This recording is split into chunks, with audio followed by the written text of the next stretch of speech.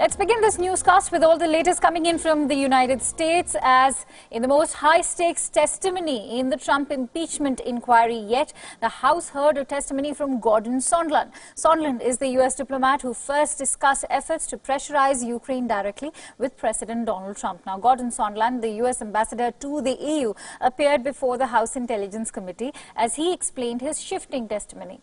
Sondland said that he simply followed President Donald Trump's orders and expressed his intention of not wanting to work with Rudy Giuliani.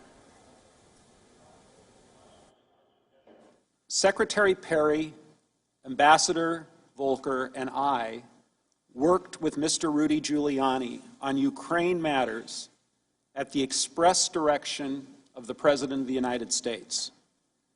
We did not want to work with Mr. Giuliani. Simply put, we were playing the hand we were dealt. We all understood that if we refused to work with Mr. Giuliani, we would lose a very important opportunity to cement relations between the United States and Ukraine. So we followed the President's orders. If you would both please rise. Sondland's appearance comes after Tuesday's hearings in which Lieutenant Colonel Alexander Vindman and Vice Presidential Staffer Jennifer Williams devalued several key Republican talking points. They both agreed that the President asked Ukraine for a favor in his own political interest rather than the national interest. The tough sledding in Capitol Hill has led to the extraordinary spectacle in recent days of Trump and the White House openly attacking witnesses who serve in their own government. Donald Trump, in fact, tried to distance himself from U.S. envoy Gordon Sondland. And this is what he had to say. "I don't know him very well. I have not spoken to him much," Trump told reporters at the White House before reading from notes which he said showed that he wanted nothing from Kiev. Trump had earlier described his ambassador to the European Union as a really good man and great American.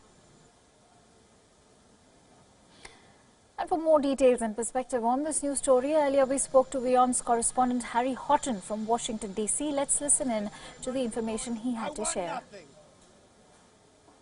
Well, this is pretty significant testimony for a number of reasons. One is that Gordon Sondland, the United States EU ambassador, has tried to tie together various Trump administration officials and make the point that he was no freelancer. He wasn't acting alone in this Ukraine policy that he was pursuing. He was doing it with the explicit knowledge and approval of various other officials in the administration. He named in his opening statement the US Secretary of State Mike Pompeo, the Vice President Mike Pence, the White House Acting Chief of Staff Mick Mulvaney, along with dozens of others of staff. And his point, essentially, as I say, to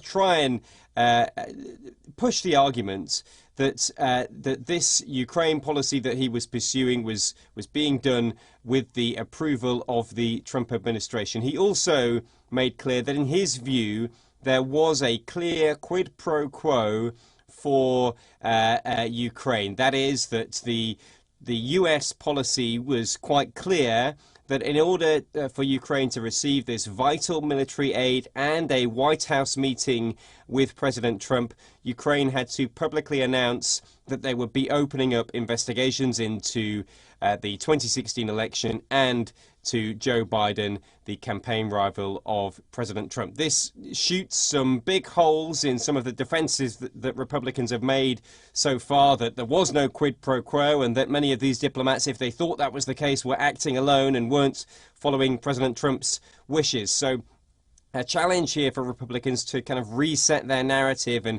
reset their defense as they begin their questioning of Ambassador Sondland.